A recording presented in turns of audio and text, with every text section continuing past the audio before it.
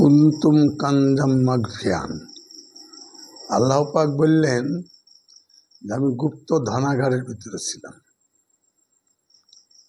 গুপ্ত ধনাগারের ভিতরে ছিলাম। আমি গুপ্ত, আমি সম্পদ, আমি খাজানা। তাহলে আল্লাহ পাক ছিলেন গুপ্ত ধনাগারের ভিতর। এই গুপ্ত ধনাগার থেকে প্রকাশ হবার জন্য আল্লাহ এই বিশ্ব পৃথিবী বা 18,000 মাখলুকাতকে তৈরি করছে। কিভাবে? তাহলে আল্লাহ ছিল গুপ্ত ধনাগারের ভিতর, মানে গুপ্ত। তাহলে এই গুপ্ত রহস্য জানতে হলে, বুঝতে হলে পারে আগে নিজ পরিচয় করতে হবে। কিরকম নিজ পরিচয়? আল্লাহর নবী যখন মিরাজ থেকে ফিরে আসলেন তখন সাহাবারা জিজ্ঞাসা করেছিলেন যে হুজুর, আপনি তো আল্লাহর কাছে গিয়েছিলেন? বলে হ্যাঁ। তাহলে আল্লাহর সঙ্গে আপনি দেখা দিদার করে আসলেন? বলে হ্যাঁ। তাহলে আমাদের সঙ্গে দেখা দিদারটা কিভাবে হবে? আল্লাহর নবী তখন কি বলছিল যে নিজকে নিজ আগে চিনতে হবে। তাহলে এই যে নিজকে নিজ চিনা, তাহলে নিজকে নিজ চিনতে হলে পরে তখন একটা কথা বলেছিল যে আসসালাতুল মিরাজুল মুমিনিন আতি উল্লাহ আতিয়া রাসূল। রাসূল বললেন যে সালাতের মাঝে আল্লাহর সঙ্গে দেখা হবে বা দিদার হবে একমাত্র মুমিনের। সালাত মানে নামাজ, মেরাজ মানে ঊর্ধ্বে গমন করা এবং আল্লাহর সঙ্গে দিদার করা, সাক্ষাৎ করা। এবার হবে কার? মুমিনের। তাহলে এখন যদি কোনো মুরসল্লি বা ইমামদেরকে জিজ্ঞাসা করা হয়, কোনো আলেম উলামাকে জিজ্ঞাসা করা হয়, নামাজ পড়ে বেরিয়ে আসলো যে আজ পবিত্র জুম্মার দিন, ভাই সবাই তোমরা পবিত্র হয়ে জুম্মায় এসো। যদি জিজ্ঞাসা করা হয় যে তাহলে আল্লাহর কিরকম, সালাতের মাঝে যদি দেখা হয় তাহলে নিশ্চয় দেখে এসছো, আল্লাহ কিরকম, এটা আর কিন্তু তখন ওই হাঁ হুঁ করে সেরে যায়, এটা আর বলে না।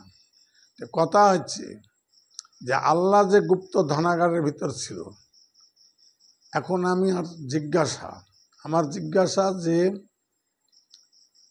আমরা যখন বা এই বিশ্ব জগৎ যখন, আমরা তখন কোথায় ছিলাম? যখন আমরা এরকম হাত পা নিয়ে যখন আমরা তৈরি হইনি তখন কোথায় ছিলাম? তাহলে আমরা যখন মাতৃগর্ভে এলাম, তাহলে মাতৃগর্ভে আসার তো নিশ্চয়ই কোনো একটা মাধ্যম আছে, বিনা মাধ্যমে তো আসেনি। তার মানে আমার পিতা বা আমার বাবা, উনি ওনার মতো আমাকে পৃথিবীর বুকে আনার জন্যে, এবার আমার মায়ের সঙ্গে দুজনার সম্মিলনে আমি এই দুনিয়ায় আসছি, প্রকাশ হচ্ছি। তাহলে আমি মাতৃগর্ভে না আসতে পিতার কাছে কেমন ছিলাম, কিরকম ছিলাম, বা আমার তখন রূপ কি? তাহলে তখন আমি ছিলাম পানি রূপে। তাহলে এই পানি পিতার কোন জায়গায় ছিল? গুপ্ত ধনাগারের ভিতর। তাহলে আমি নিজেই গুপ্ত ধনাগারের ভিতর ছিলাম। তাহলে আমি গুপ্ত ধনাগারের ভিতর থেকে পিতা যখন আমার মায়ের কাছে রাখলেন, তখন কিন্তু আমি এই পানি।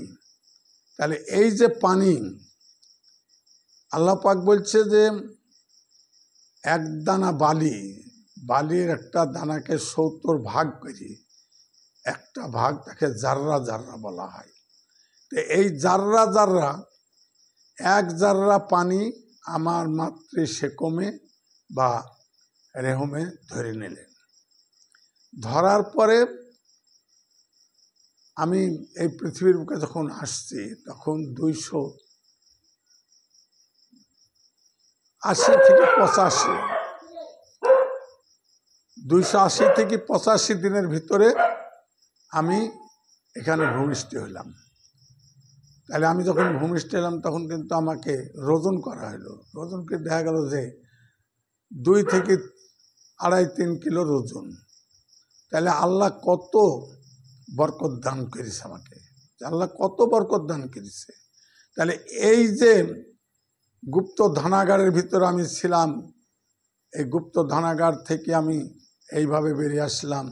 তাহলে তখন তো আমি ছিলাম, আমার কোনো আকারও ছিল না, সাকারও ছিল না, কোনো প্রকারও ছিল না, ছিল শুধু পানি।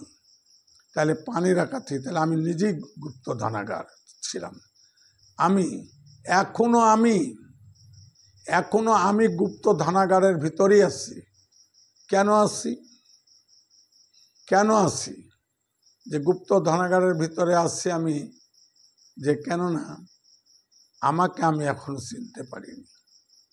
তাহলে আমাকে আমি যেদিন চিনতে পারবো সেদিন আমি বুঝতে পারবো যে হ্যাঁ, যে আমার আল্লাহ বা সেই স্রষ্টা কেমন জিনিস। তাহলে স্রষ্টা, তাহলে এখানে কথাটা কি হলো? কথাটা হলো যে কুনতুম। এই যে কুনতুম বলছে যে কোন শব্দে আমি সব সৃষ্টি করেছি 6 দিনের ভিতরে। তাহলে কোন জিনিসটা কি? তাহলে এই কোনকে যদি এখন সত্য কথা বলা হয় তাহলে বলল যে এরা হলো কাফের, এরা শিয়া, অমুক তমুক আলেমুল্লামারা বলে। সত্য কথা বলতে গেলে, সত্য কথা মানে কোন মানে হচ্ছে বীজ শক্তি। তাহলে এই বীজ শক্তি থেকে আমি এখানে যখন আসছি তখন আমি কিন্তু গুপ্ত ধনাগারের ভিতরেই ছিলাম। এখনো আমি গুপ্ত ধনাগারের ভিতরে। কেননা আমি যেদিন এই রেহলোক ছেড়ে পরলোকে চলে যাব সেদিন আমাকে কেউ দেখতে পাবে না, সেদিন আমাকে কেউ দেখতে পাবে না। তাহলে আমি গুপ্ত, তাহলে আমি সম্পদ, আমি খাজানা। তাহলে আল্লাহ পাক থেকে এ পর্যন্ত আমরা যখন এই কথাগুলোকে বুঝতে পারব তখন সেই গুপ্তের সন্ধান নেওয়ার জন্য আমাদেরকে চেষ্টা করতে হবে। গুপ্তের সন্ধান নেওয়ার জন্য, যার জন্য আল্লাহ পাক রব্বুল ইজ্জত বলেছে যাকে আমার সৃষ্টির রহস্যটাকে জানোগা, আমার সৃষ্টির রহস্যটাকে জানোগা। তাহলে সৃষ্টির রহস্য জানলে আমরা আল্লাহকে চিনতে পারবো, জানতে পারবো, বা সে কোন বস্তু।